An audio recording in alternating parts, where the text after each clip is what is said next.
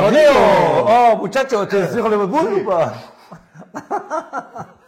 Bon. On n'est toujours pas des acteurs. Ouais. Non mais c'est bien. Salut les gars, salut à tous, merci beaucoup. Julien pour les fondamentaux. Et Alex côté technique, bienvenue, c'est vendredi, tout est permis. Tout est permis, exactement. N'oubliez pas d'activer la petite cloche pour les nouveaux, notamment ceux qui venaient de Twitter. N'hésitez pas, abonnez-vous, vous allez rien rater. Puis nous, ça nous aide à être mieux référencés. Tout à fait.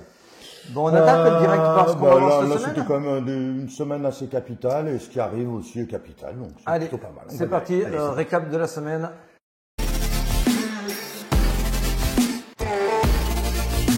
En route. Bon, on a toujours notre render qui tient la barre haute. Alors, moi, j'y suis pas rentré sur render. Moi non plus. Je n'y rentre pas. Voilà, c'est Inge reprend de la corde. On voit des Casper qui revient, Crow.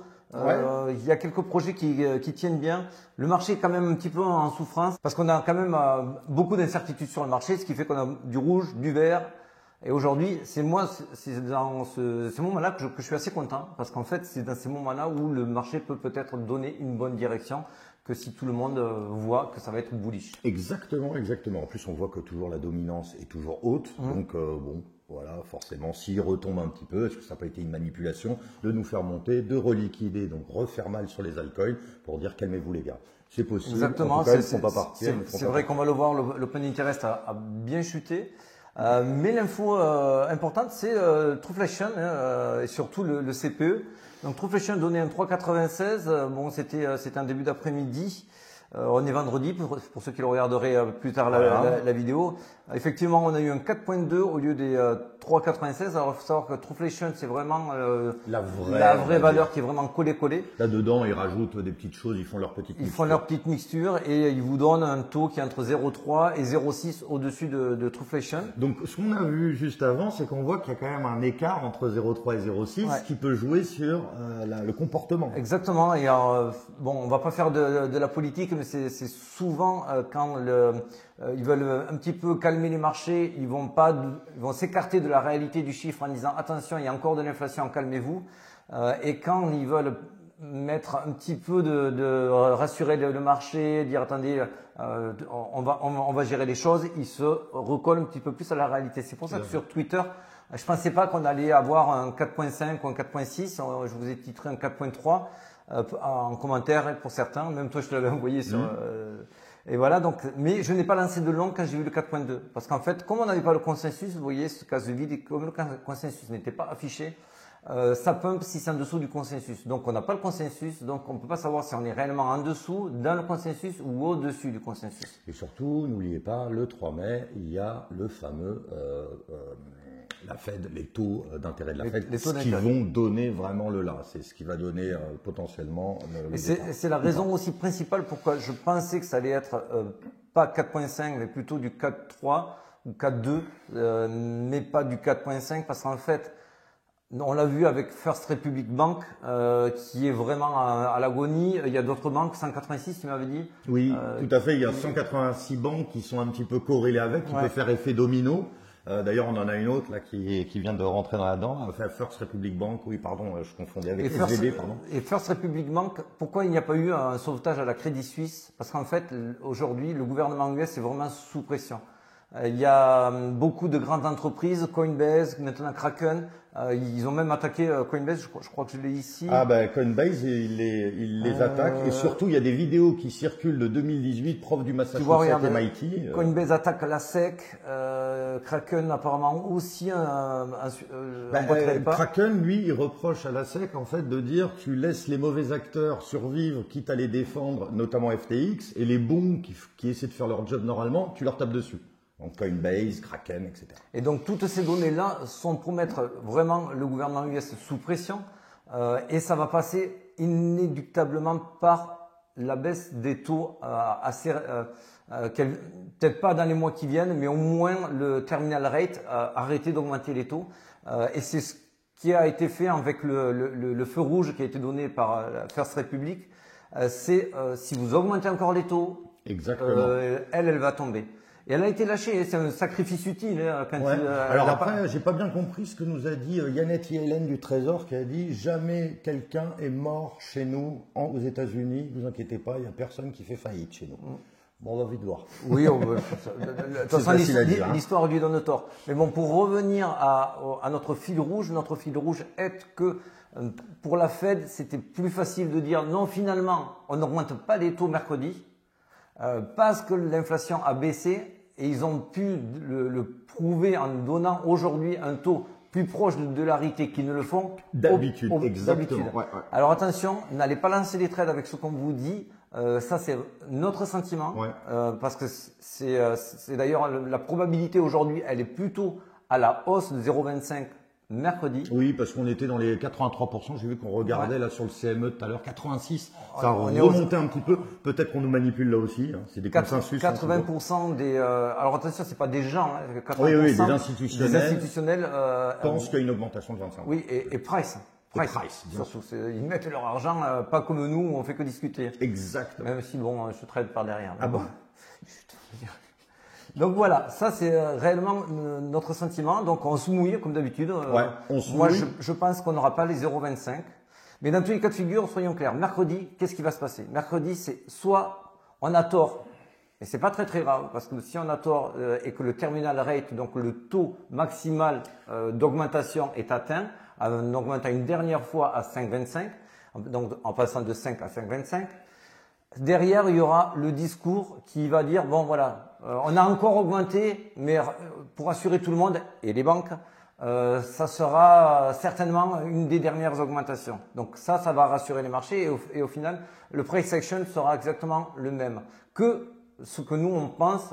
Moi je pense qu'il va pas augmenter de 0,25 parce que la priorité elle est vraiment dans la mathématique et aujourd'hui s'il augmente de 0,25 ça va vraiment pousser des banques à avoir encore plus de pertes et donc il y aura une insécurité sur les retraits, les particuliers vont retirer encore plus. Donc cette mathématique-là, baisse des marges, ça c'est beaucoup plus immédiat qu'un discours de la Fed. Et derrière, en revanche, une fois qu'ils disent bon, mais finalement, on n'a pas augmenté de 0,25, faire le soir même les fameux minutes, le discours de la Fed, où il y a un discours. C'est pas parce qu'on a baissé, mais voilà, pour calmer, pour que les marchés ne s'envolent pas non plus de trop. Dans tous les cas de figure, je pense qu'on est sur un tournant. Voilà, c'était un petit peu ça. Et surtout que côté chinois, ça accélère de manière vraiment effrénée. Je sais pas si on va en parler tout à l'heure. Voilà, c'est ça. Déjà sur les cours, mais surtout là-bas, ça bouillonne. Hein. Là, ça commence à vraiment bouillonner. Alors, cette donnée, ça m'embête parce qu'en fait, elle est vraiment négligée, mais je comprends pas pourquoi. Alors j'ai fait mon petit calcul, là ça va faire quasiment, donc c'est depuis début mars, on a durant les sessions asiatiques, les Chinois et autres achètent du Bitcoin, accumulent, ils font progresser le cours du Bitcoin de quasiment 20% et pendant les sessions US, on baisse de 22%. Et le reste du temps, donc les week-ends, les hors-marchés et l'Union européenne, c'est 40%, ce qui est quand même assez important, mais ça englobe tout le reste. Si on compare juste l'Asie et les US, l'Asie toujours en quantitative easing, donc ils ont l'argent et ils disent vous pouvez y aller. Il n'y a pas de politique monétaire restrictive, elle est très assouplie. Et les US, ils tergiversent, ça rend les gens totalement fébriles, les institutions encore plus fébriles. Et les marchés détestent de naviguer à l'aveugle. Et on le voit très vite quand vous voyez cette chute on a eu ça, c'était mercredi, je m'abuse. Oui, c'est ça. Alors cette chute, c'est vraiment pendant la session US. Regardez, ça commence à 20h30 et ça finit à 22h. Sur deux petites annonces, une alerte, Arkham Alert, qui indique que le gouvernement US a vendu des jetons et en fait, il s'avère que c'était une adresse qui a vendu pour 0,63. Donc il y a eu une panique par rapport à ça, plus le fait aussi que Mt. Gox, il y avait une alerte comme quoi Mt. Gox avait libéré quelques jetons. Eh ben, tu sais quoi, par rapport à ce que tu me dis, ça me fait penser exactement à ce qui se passe en France parfois avec la pompe à essence. On risque de manquer d'essence, tout le monde se rue, donc forcément il n'y a plus d'essence. Ben, c'est un petit peu pareil. Il y a une alerte. Potentiellement, ça va pas se voir sur les graphiques. Ben, tout le monde se dit, je l'ai vu cette alerte, je vais peut-être vendre. Ça fait effet boule de neige en finance. Et c'est pour ça qu'on vous dit depuis un moment qu'en fait, le gouvernement US, tant qu'il ne fixe pas un cadre, tant qu'il ne donne pas un cap, vous avez les institutionnels et les retails qui sont vraiment hyper fébriles. Ils sont en mode week-end et pas week-end, même si c'est ce soir. Ah ouais, c'est bon. Mais ils ont vraiment des mains fragiles. La moindre annonce, on chute de 7%. C'est dingue. C'est pour ça que je t'avais dit aussi, la session d'après, elle va être récupérée. Parce que tous ces gens, ça c'est de la panique, tous ces gens qui ont paniqué, le lendemain, les bitcoins qui sont perdus, ils n'ont pas vu le cours dévisser en dessous de certains seuils vraiment marquants. Ils se sont dit, bon, ben en fait, ça tient le coup, on a paniqué et on rachète nos bitcoins. Et c'est pour ça qu'on l'a vu regrinder et remonter jusqu'ici. Donc tout ça, encore une fois, pour vraiment casser les résistances qui nous font défaut, il va falloir que le gouvernement US donne un cap, il va falloir qu'il y ait des données catalysantes comme Ripple face à la SEC en l'occurrence. Et tout ça, je vous le dis, c'est assez immédiat. Donc mon discours n'est pas pessimiste, mon discours fait juste que articuler la temporalité, comment ça va se passer. De toute façon, moi, on en a déjà parlé, on est haussier, on a fait le bottom, etc. On est en train de remonter. Complètement. Il y aura un retracement potentiellement pour la récession qu'on vous dira plus tard, etc. Mais pour le moment, on n'y est pas. Parce que la Chine, regarde, là c'est encore Hong Kong, en mai, eux ils ont régulé les marchés crypto, Bitcoin, tout ça, c'est régulé en mai. Ils vont très vite en Asie, donc, ça c'est sûr, c'est clair. Bon, on va aller plus en détail pour l'analyse Bitcoin. Eh ben, c'est vrai. Allez, c'est parti.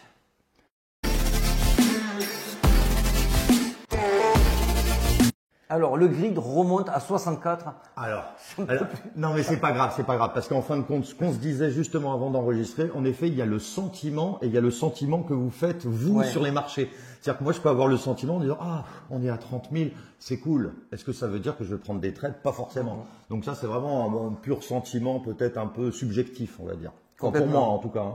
Complètement. Bon, en tout cas, semaine dernière, on était assez contents. On s'était quitté. On était ici sur cette mèche, et pas mouche. Et on vous disait, c'est possible qu'on aille sur le scénario 2. Le scénario 2 était censé venir sortir toutes les personnes qui étaient rentrées ici à l'achat, qui longuaient ou qui avaient acheté.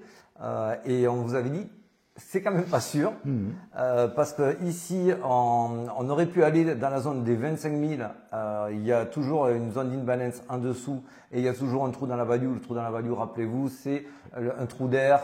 La nature n'aimant pas le vide. Il y a eu très peu de volume effectué dans cette zone-là. Donc le Bitcoin a tendance à vouloir remplir ces gaps-là. Tout à fait, il est un peu aimanté là-bas. Et alors après, moi, ce que je me suis... Pardon. Et ce qui vraiment m'a donné un petit peu cette impression qu'on n'allait pas le taper de suite, ce creux-là, c'est que ici, on avait vraiment tout pour redescendre aux 25 000, on n'y va pas.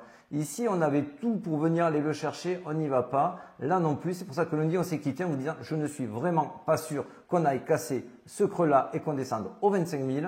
Tout à fait. Et d'ailleurs, si on dézoome, c'est même pas dézoomer, c'est revenir sur un document que vous avez déjà présenté auparavant, à savoir la valeur réalisée. La valeur réalisée par rapport aux valeurs investies, effectivement. Donc on vous l'avait déjà présenté quand on était dans la fameuse zone verte en bas et qu'on en sortait, c'était pour attaquer soit un rallye, soit un bull run.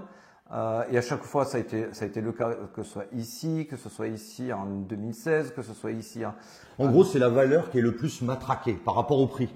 Donc grosso modo, quand on arrive sur ces zones, on peut dire c'est extrêmement intéressant d'acheter du Bitcoin.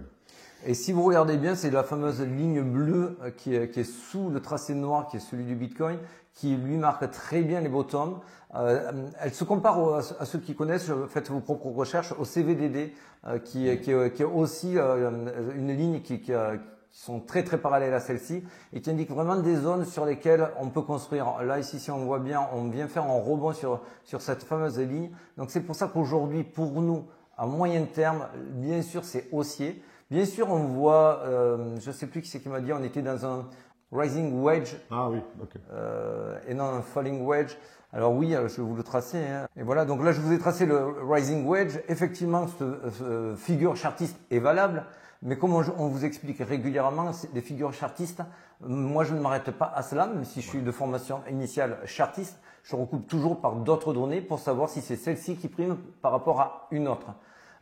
Celle-ci, d'abord, effectivement, on peut redescendre sur les 25 000 ici support et casser vers le bas. C'est l'issue d'un rising wedge. Normalement. Et après, tu as la moyenne en plein milieu et ça frappe à chaque fois. Pam, pam. Ce qu'il y a, c'est que je ne comprendrai absolument pas qu'on le fasse maintenant. On avait des occasions de le faire avant. Donc, ce scénario-là, je n'y crois pas. Et de descendre, oui, non. Et il faut savoir aussi que les rising wedge, comme le falling wedge que je vais vous montrer juste derrière, n'ont que des taux de réussite à 60, 70, Donc, vous avez quand même des cas de figure où ça ne se présente pas. Et aujourd'hui, pour moi, ce n'est pas le cas. D'ailleurs, c'est celui-là dont je voulais parler, le Falling Wedge Pattern. Donc celui-là, je vous l'ai montré sur Twitter. Celui-ci colle également trait pour trait. Et là, on est vraiment sur du long terme. L'autre, on était sur du moyen terme. Et aujourd'hui, tout colle trait à trait avec cette figure-là. Est-ce qu'on a raison pour autant?